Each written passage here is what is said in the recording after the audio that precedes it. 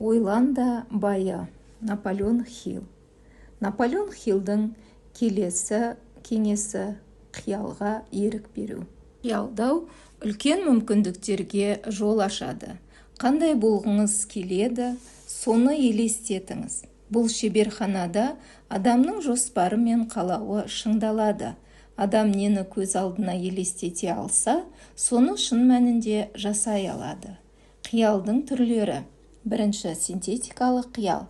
Адам өзіне белгілі идеялар мен түпкі ойларды және бағытқа бұрып, әрекетін жалғастырады. Екінші, шығармашылық қиял. Негізгі немесе жаңа идеяларды жаңғыртады және қабылдайды. Шығармашылық қиял арқылы адам басқалармен тіл табысып, олардың санасына әсер ете алады. Қиял адамды күнделікті қалыптасқан ойлау жүйесінен алып шығып, идеялар қоймасына кіргізер ресурстардың бірі. Шығармашылық қиялды тек бір жолмен дамытып шыңдауға болады. Ол жол кез келген нәрсені шығармашылық тұрғыдан жиі елестетуге ерік беру. Елестету өзіңнің ішкі даусыңды тыңдаумен тығыз байланысты. Елестету процесі арқылы елесіңізді іс жүзінде жасап шығара аласыз. Жоспарлау. Идея шын қалау мен нақты жоспардың күшімен байлыққа айнала алады. Өз ортаңызға керекті адамдарды жинаңыз, ми орталығын құрыңыз. Сіздің ортаңызда жүрген, сіздің мақсатыңыздың орындалуына атсалысып жүрген әр адамға сізден келіп түсер пайданың қандай боларын анықтаңыз. Өз мақсатыңызда өзгелердің тәжірибесін, білімін, қабілетін, артықшылықтарын пайдаланыңыз. Есте сақтаңыз, егер жоспарыңыз орындалмаса, онда оны басқамен ауыстырыңыз. Бастысы, жоспарыңыз жүзеге асатын, нақты әрі өміршең болуы керек. Сіздің қандай да бір жетістікке жетуіңіз жоспарыңыздың жете ойластырылып, терең ұғынылуына байланысты екенін ұмытпаңыз. Әрекетті өз қызметтеріңізді немесе нақты идеяңызды сатудан бастасаңыз болады. Ауқатты адамдар қолдан келер кәсіптерін сату үшін оны жан-жақты дамытқан. Бәрінен бұрын сіз өзіңіздің неге икемді екеніңізді анықтаңыз. Қызметті басқару ма, әлде орындау ма? Сіздің рөліңіз қандай? Басшы ма, орындаушы ма, ұйымдастырушы ма? Икеміңізді кәсіби тұрғыдан жетілдіріңіз. Сонда ғана өз салаңызда кәсіби әрі білікті маман боласыз. Табысты көшбасшы болудың құпиялары. Бірінші, табандылық пен батылдық. Ол адамның өзін-өзі тануынан және өмірін арнаған сүйікті ісінен бастау алады. Екінші, өзін-өзі басқара білу. Өзін-өзі басқаратын адам өзгелерді де басқара алады. Үшінші, әділдік. Әділ басшы әріптестеріне әрдайым сыйлы, әрі сенімді тұлға. Төртінші, шешім қабылдаудағы нақтылық.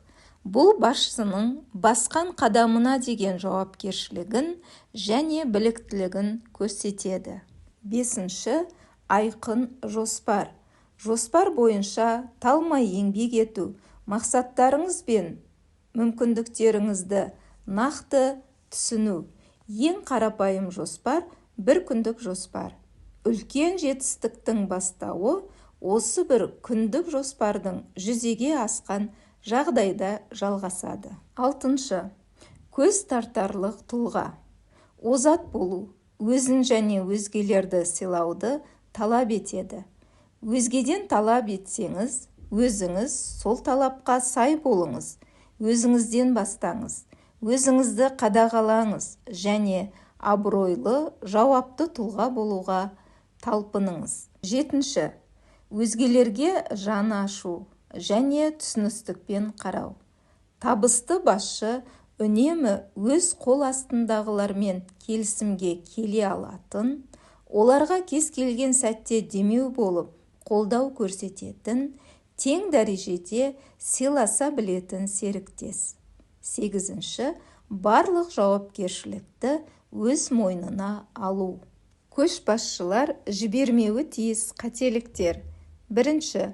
Мәселені егжей-тегжей түсіне алмау және орынбасарларының қызметін пайдалана алмау. 2. Сыйақы күту. Өз білімін игі іс жасау үшін пайдалана алмау. 3.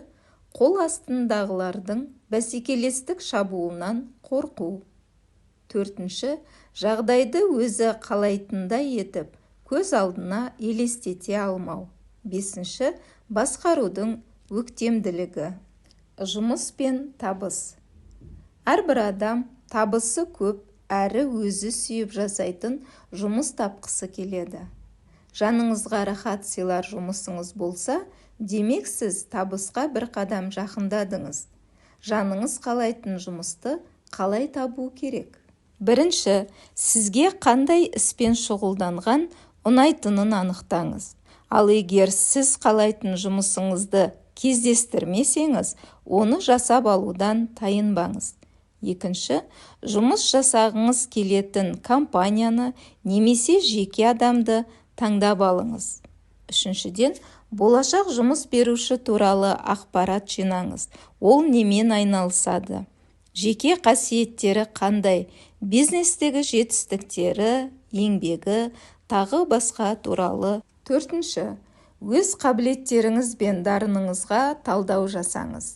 Өзіңіз не ұсына аласыз? Соны зерделеңіз. Қызметіңізді ұсынып, артықшылығыңызды танытудың амал-тәсілдерін ойластырып, жоспар құрыңыз. 5. Өзіңізді көрсетіңіз. Ол үшін ұсынатын қабілеттеріңізді шыңдаңыз. 6. Қағазға жұмысқа қатысты ойларыңыз бен жоспарларыңызды жазып жүріңіз. Жоспарыңызды анық-қанығына дейін ойластырып қойыңыз. Ол жоспарыңызды компаниядағы беделді тұлғаға ұсыныңыз.